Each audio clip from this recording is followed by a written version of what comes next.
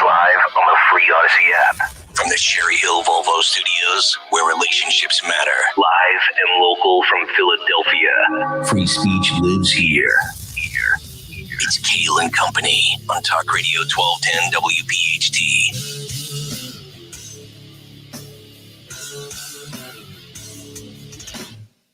And away we go, live on this Monday, April 17th. It is indeed Kayal and Company here on Talk Radio 1210 WPHT.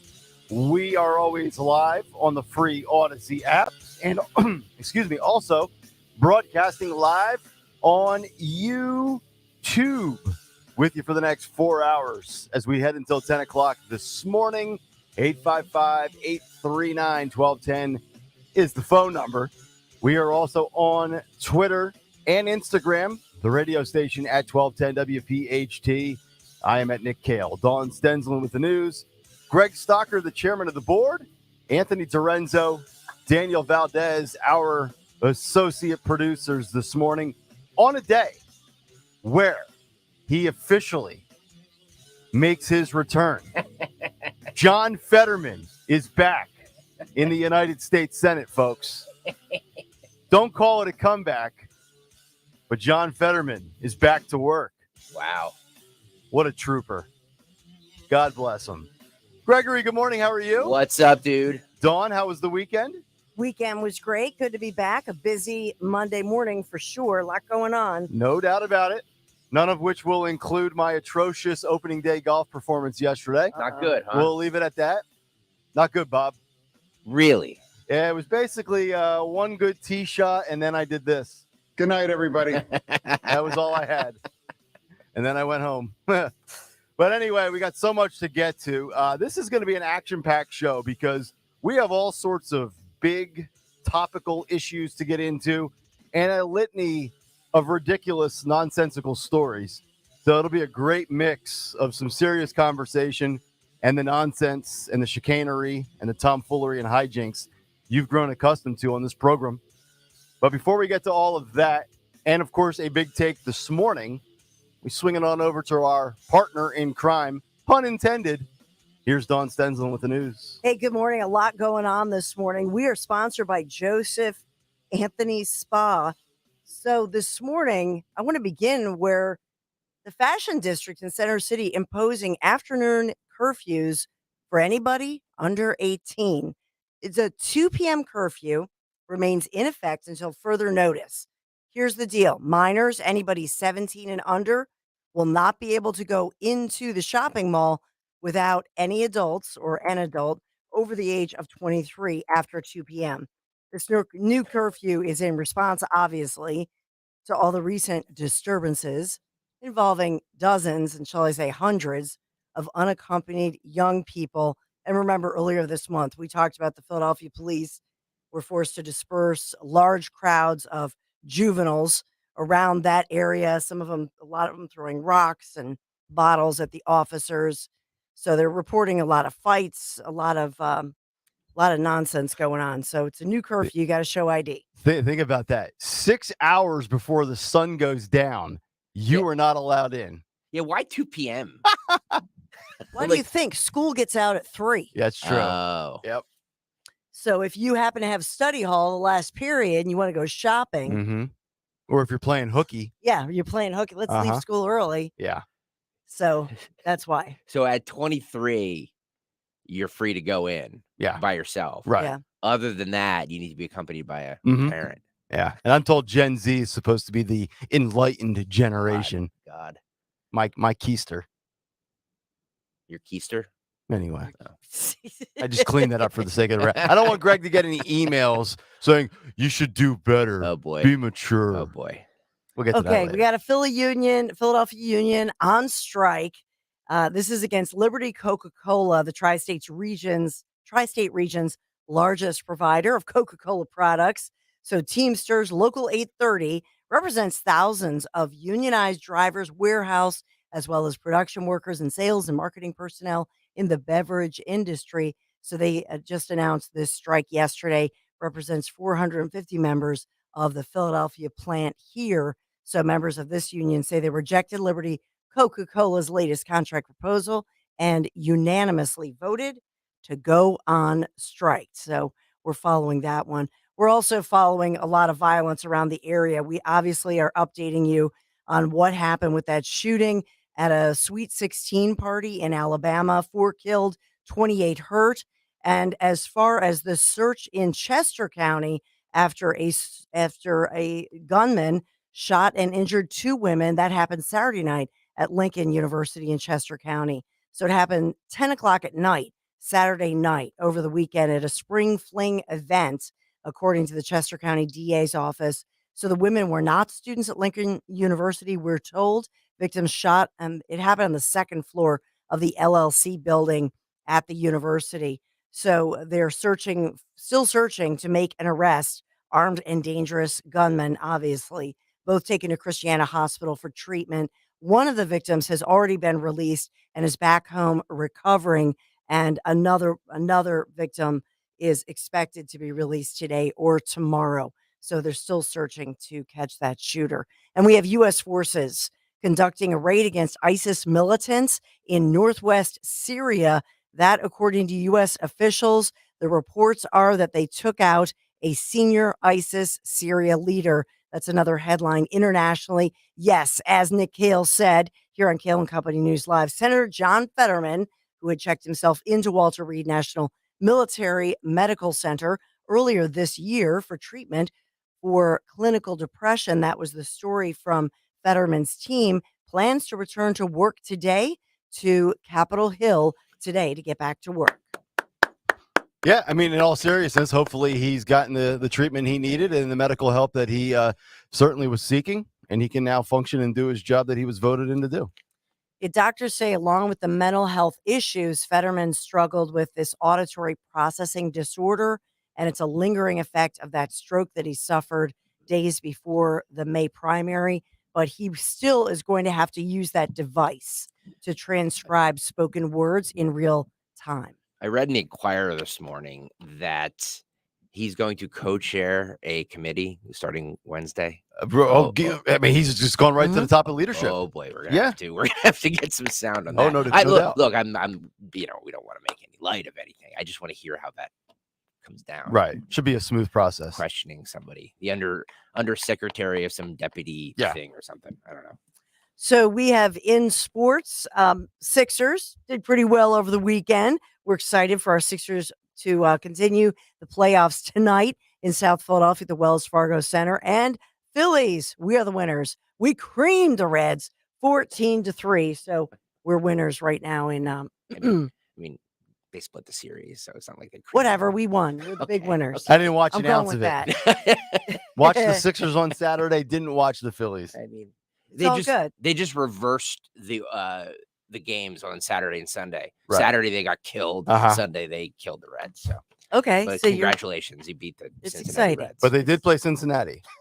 We have confirmed. Yes. Split the series with the Reds.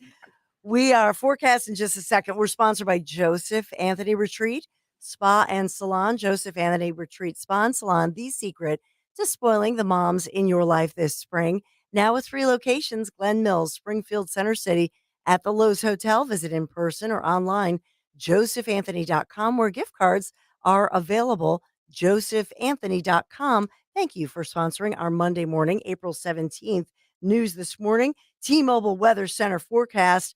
Yeah, I know it's starting out wet and miserable and rainy, but the nice piece of this is we do clear out. So it'll be a pretty nice day, actually, pretty reasonable for your Monday. So we heat up to we're at 58 degrees and cloudy right now, but the daily forecast today, 67 degrees, according to your T-Mobile Weather Center. And then tomorrow, though, we dip down 10 degrees, 57 tomorrow, a little bit blustery, cooler, but still sunny. And then we'll pop back up to 67 for your Wednesday with sunshine.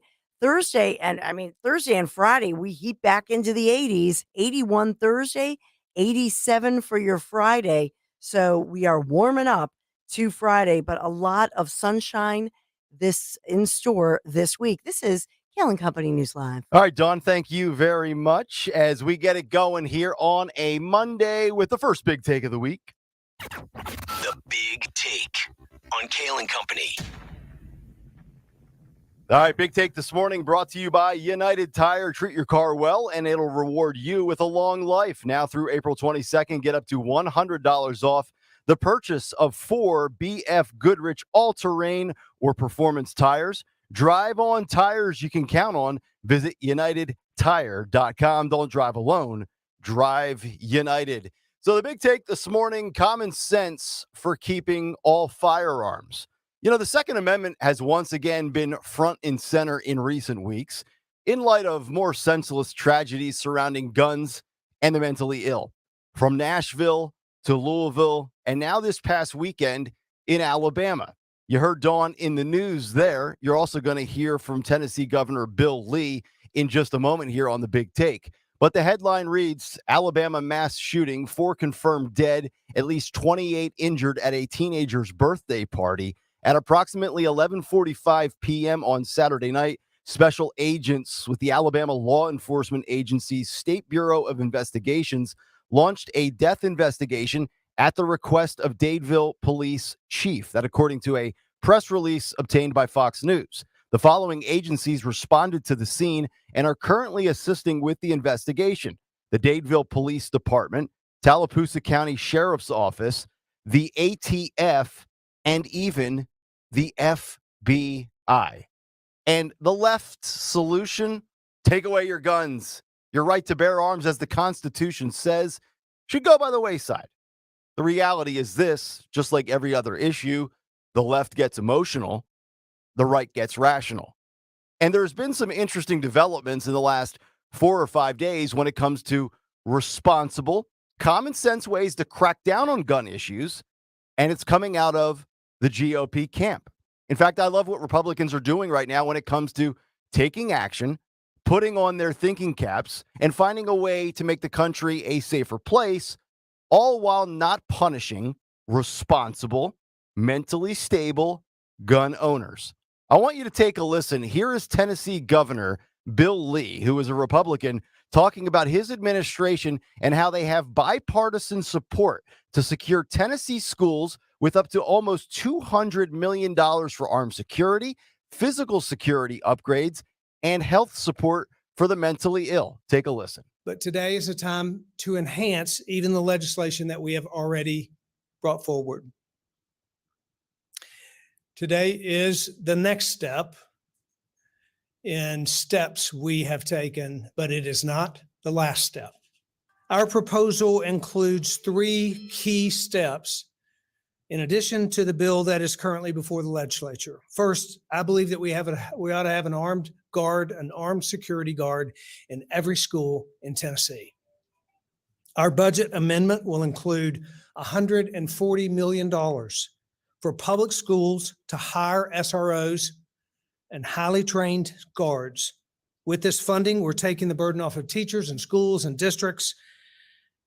There is no excuse to not have a guard at every school. Second, we will establish a grant fund to make significant physical security upgrades at both public and non-public schools all across the state. Third, we will increase funding for mental health resources. Double the amount of funding that we have for our school-based mental health liaisons so that we not only have one in every county, but that we have multiple in many counties. How about that? Practical, thoughtful solutions. Now, you can't control evil, but you can take steps to contain it. And for all of the Democrats who still won't be appeased, just know that your politicians and your policies have led to an increase in these tragic situations with our kids. Here's a stat per the Pew Research Center. Did you know that gun deaths among U.S. children have increased 50% from 2019 through 2022? In 2019, we had 1,732 deaths by gun among U.S. children and teens under age 18. In 2021, that went up to 2,281. In 2022, that went up to 2,590. This includes homicides, suicides, accidents, and all other categories of gun deaths per the CDC.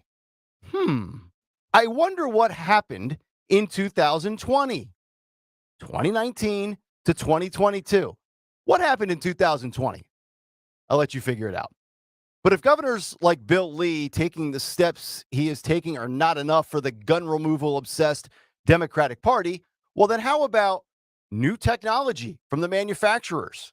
Headline: fingerprint activated 9mm handgun coming to market soon. Smart gun uses your fingerprint or facial recognition to unlock it to fire. The BioFire Smart Gun is expected to hit the market in 2024. Some believe that when it does, it could significantly help curb the gun crisis we're facing in this country. One of the main advantages of BioFire Smart Guns is that they can dramatically reduce accidental shootings at home. But it goes beyond the accidental shootings at home. Now imagine other situations like somebody stealing your gun that you legally own, you legally purchased it, you have the paperwork and the documentation, but they can't fire it. Or in a group setting, when a friend of yours gets offended and says, "Give me that gun," with the intent of killing somebody else in a conflict. Well, guess what? The gun doesn't recognize the guy who isn't the rightful owner. In addition to smart guns, they can also help reduce gun theft. Traditional guns can be stolen and easily sold on the black market, contributing to crime and gun violence. However, smart guns that require biometric or electronic authentication are much harder to steal and used illegally by criminals. Smart guns can also help reduce the use of firearms by the criminals, since smart guns can only be fired by the authorized user. They can prevent criminals from using stolen firearms to commit further crimes. And then also, you probably are wondering, well, how will this affect the mass shootings in America? It is unlikely that the smart gun alone will effectively prevent mass shootings in America, since it still can be obtained by anyone who wishes to use it for harm. However, this new smart gun's locking mechanism could have stopped school shooters, such as Adam Lanza, who used his mother's firearm to murder 26 people at Sandy Hook Elementary School in 2012. Look, the bottom line is this. There are realistic solutions to the problem we face, and taking guns away from mentally stable, responsible, legally owned guns from their owners, it's not the solution. It never has been, and it never will be.